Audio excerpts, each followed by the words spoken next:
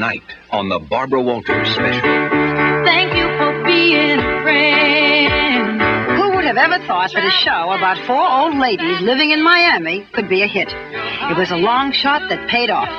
Each Saturday night, more than 35 million viewers tune in to see Bea Arthur, Rue McClanahan, Estelle Getty, and Betty White as the Golden Girl. Well, I tell you, menopause was wonderful for me. It meant no more PMS. I never had PMS. Neither did I. But I had a BMW. Betty White plays the scatterbrained, eternally innocent Rose. And it's that deadpan delivery and devilish smile that has kept television audiences laughing for more than 30 years. Betty Marion White grew up as an only child. She says there wasn't a straight man in the family. It was the 1953 syndicated show, Life with Elizabeth, that first brought Betty White to national attention. She won her first Emmy for playing Elizabeth. Later, she starred in The Betty White Show.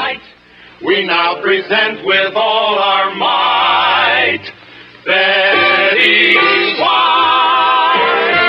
And went on to do her third series, A Date with the Angels. And then in 1961, she appeared in a popular game show called Password.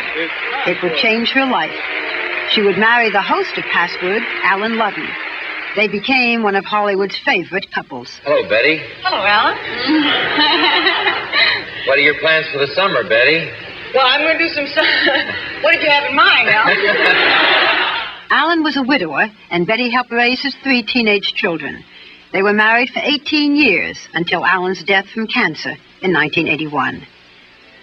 During the first part of Betty White's career, her television image had been sweet and saccharine. But that all changed when she played Sue Ann on The Mary Tyler Moore Show. This is for you. It's an advanced copy of an article in this week's Sunday Supplement about me. Wow, a whole page. Marie, did you see the spread on Sue Ann? Oh, yeah. But you don't notice it so much when she sits down.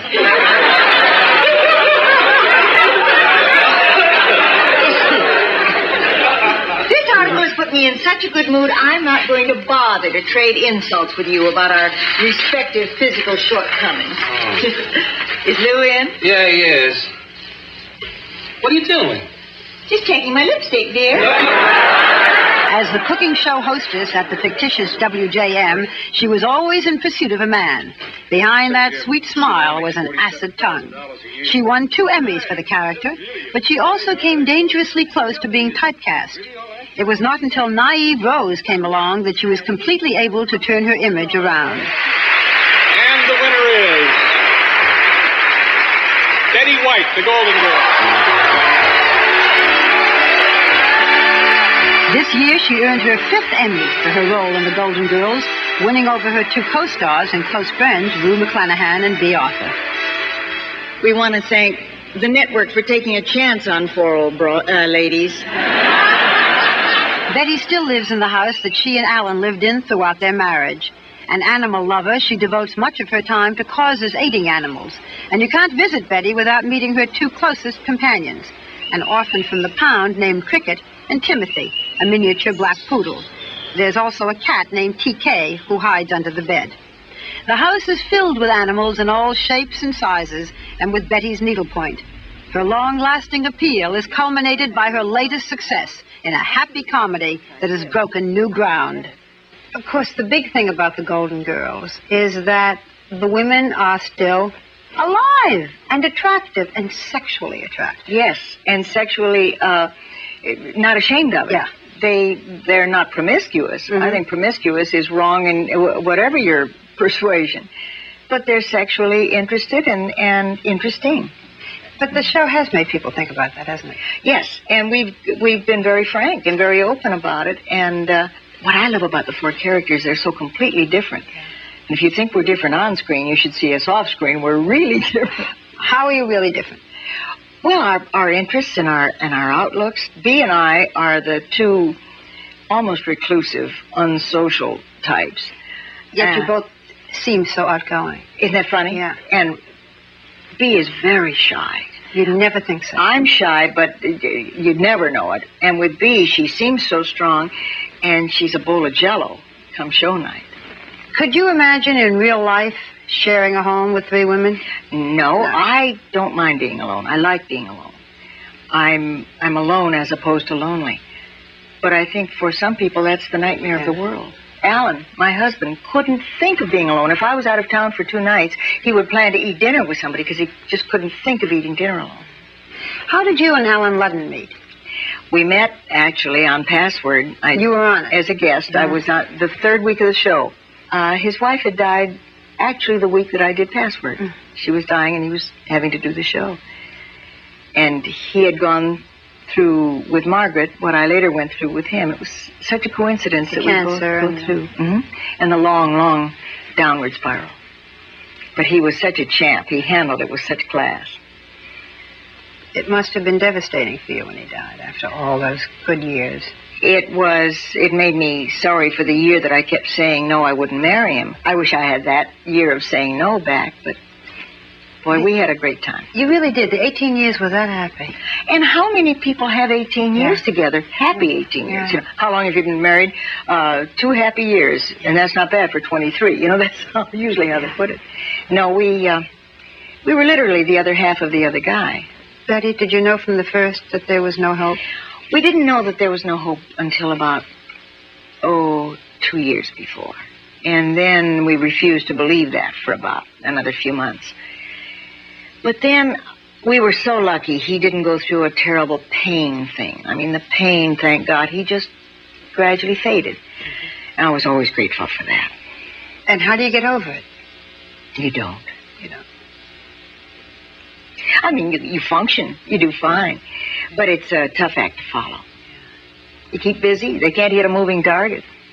What do they think of all this needlepoint? Everywhere we look in the house, there's needlepoint, I think. When did you do the needlepoint? Again, he loved that. That was what was fun. He'd come home and we'd sit down and he'd mix a cocktail and we'd catch up on what the 2 of us had been doing during the day, and I'd automatically pick up the needlepoint. So he'd look around and he'd see all the needlepoint. He'd say, my God, we must drink a lot. You consciously made the decision not to have your own children. Why didn't you want children? I just felt that I was committed to my career. I enjoyed my career. I loved kids. I still enjoy them like mad, but I'm afraid I would be a terribly compulsive mother. That would be my whole focus.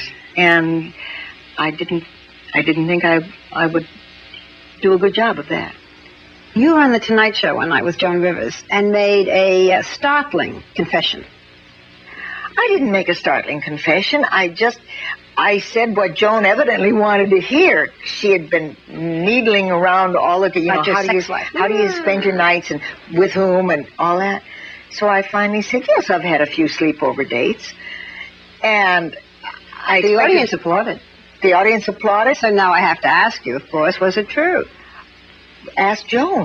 Well, you have sleepover dates. You have the 2 dogs. Of course. Cat. Yeah. I never said how many legs they had. I just said sleepover dates. Some things slept over. So I slept with warm bodies.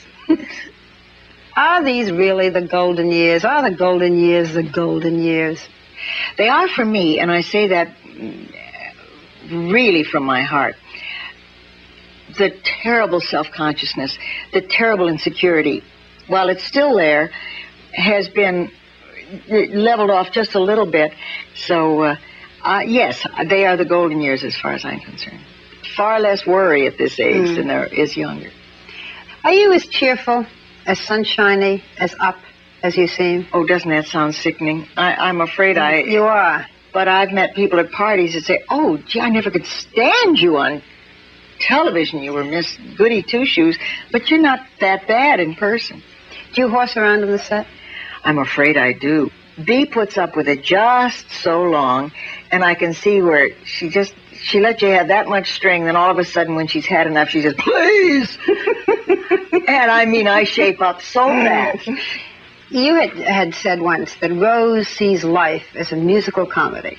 Yeah? Happy ending. Happy ending. Mm-hmm. Jeanette MacDonald and Nelson Eddy. Singing away, happy as can be. Mm-hmm. Okay. How does Betty White see it? I think I have some very, very deep canyons that I try to avoid. I try not to let myself slip into them, because once you do, it's a hard climb out. Well, if it isn't a musical comedy, it isn't a melodrama. What is it? Well, it's not a situation comedy or not even a soap opera, because there's not that much sleeping around. But I don't know. I think it's just a slice of life. It's putting one foot in front of the other and making the most that you can of each day. Sounds so corny when you put your real philosophy into words. It comes out sounding like, yeah. But that's the way I feel about it.